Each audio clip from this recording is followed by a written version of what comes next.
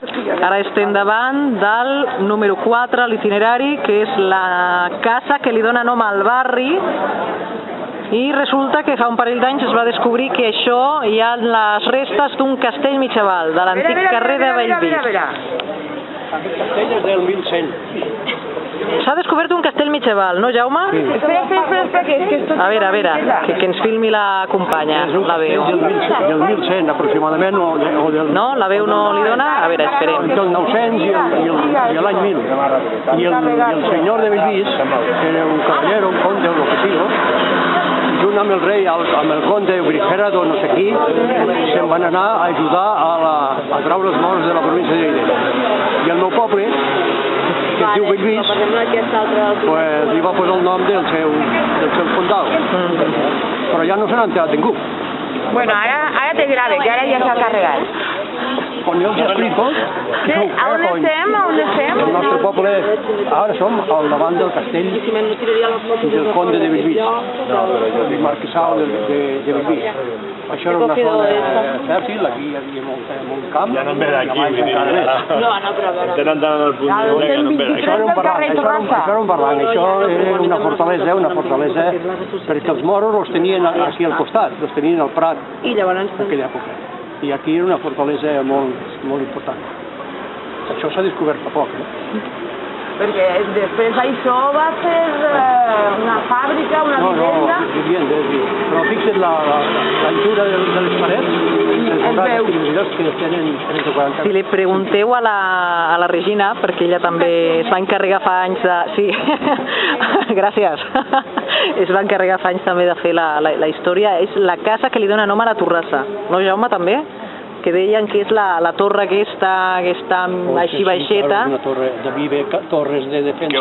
Regina, on està la Regina? Sí, aquest és un castell del segle X. Regina, explica'ns la història de la casa. Ara va. El que passa és que aquesta gent se van juntar amb els condes de Barcelona i els condes de Segona i van anar cap a la província de Lleida, la província de Barcelona, cap als moros. I aquest senyor anava resant, aquest senyor de Bellvís, anava resant i té com un mirador. Jo sabia que era l'origen de lo que era. Però ara últimament s'ha descobert això és muralles, o sigui, la pedra de lo que era, lo que és, que per dintre és interessant i és maco, el castell de Bellvís. Els senyors de Bellvís que tenen llarg, que ara jo mateix no m'ho sé explicar. Per dintre és maco, el que passa que no es pot visitar. Hem demanat algunes vegades d'entrar. Si alguna vegada aconseguim entrar, faríem fotos maques perquè hi ha inclús el que és el tros on es posen, diríem, per vigilar, la vigia. Com es diu això? Espills o espills? Sí, crec que sí. Sí. I hi ha dintre hi ha restes que estan bé. Però que està tancat... Sí, ara no ho deixen. Tancat per obres. Estan per obres, però...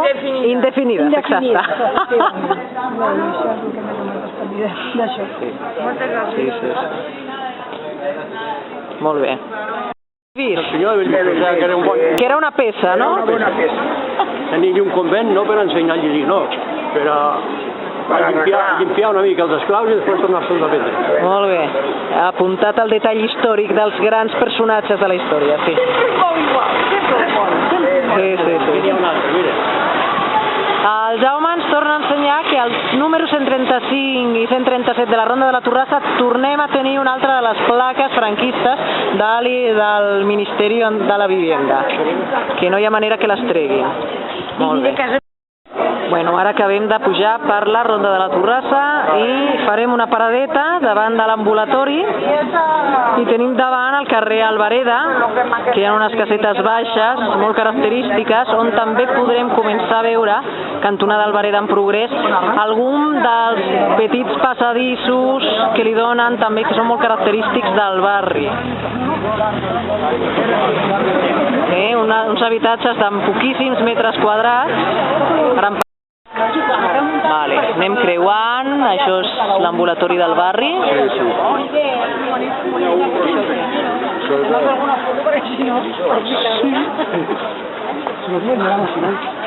Allí podéis grabar, ¿eh? Hay un patio de colegio, ¿eh? Sempre davant del quartel de la Guàrdia Civil. El quartel de la Guàrdia Civil era exactament, Jaume... L'altre carrer. Ara baixarem. Vale. I aquesta era la fàbrica de bolsos més important que havia. Ah, molt bé. Pero primero estaba en la plaza, en la calle Porqueta, abajo de esa casa de bolsa. ¿Cómo se llamaba? Los Iniestas. Iniestas. Y aquí a la izquierda había una casa de cartones, ¿no? Sí. Una fábrica de cartones, grande, muy grande. Después de la que había de la calle Progreso, ¿eh? Una fábrica de bolsos. Y cartones, también, y Pero esto no cartones. hace tantos años que No, está. no, hace- Eso no hace mucho poco, porque yo trabajo Sí, en sí, la otra. no sé si es que los Yo cartones trabajo en la estaban otra metiendo los fábrica de bolsos, o que los bolsos tenían cartón por dentro. Que yo he venido aquí a traer cartones y ya un puñado. Fue Cuando hicieron esto, y aquí mucha He gente. venido muchas veces aquí. mucha gente, Furgoneta Ella llena cuando de me cartones. ella no vine aquí, pero mi hermana sí vino aquí, se juntó mi hermana, trabajando aquí. Però aquestes cases són les més antigues que hi ha en tota la Torrassa. I aquests passadissos eren molt típics d'aquest barri, perquè en les èpoques en què es va construir per aprofitar aquests passadissos aprofitaven que havia un quart davall, un quart al davall, un aseo i era comunal, i la cuina igual. Llavors era una manera de fer habitacions i un sol servei per tots els veïns. Era una manera econòmica de fer cases. Això és el típic d'aquesta zona. On hi ha més passadissos, Regina, al barri? Hi ha bastants, però no me'n recordo ara. Carrer Mas, deien per aquí, o...? Hi ha bastants. Juventud també. Va. L'únic ambulatori que hi havia. Tothom havia de vindre aquí a la Torrassa, a la plaça de la Torrassa. Antes del 55 ya estaba esto hecho. Sí, pero era lo único que había. El único. Para Por lo tanto, urgencias y con para todo. 250, 300.000 habitantes que éramos, el que solamente hubiera eso Solamente, era sí. terrible. Era Y por horrible, tanto, muy pequeño. A partir de entonces fue cuando ya se fue construyendo Mi más madre trabajaba laboratorios. en este. El de la Rambla, el de aquí, Sí. el de Villas Casas, el de la Florida, el Belviche, se ha construido, pero durante muchos años estuvieron aquí. Aunque sea, aquí tendrían que poner una placa porque aquí cuando llegabas aquí ahí estaba el saldo, porque si no tenías que pagar. Además, hay cosas que la gente no sabe y también a lo mejor en la ocasión. Mientras vivió Franco y hasta después, hasta el año 84, 85, el que no trabajaba, el que estaba en paro, no tenía derecho a la seguridad social. Si estabas en paro, no tenías derecho. Si estabas en la cárcel, tampoco tenías derecho. Digo, en la cárcel, como yo he estado, no por delincuente. Tampoco tenías derecho. Mi mujer tenía que pagar cuando las niñas estaban enfermas. Por lo tanto, la seguridad social gratuita no nos llegó hasta el año 85, 86. Eso es una victoria de la democracia.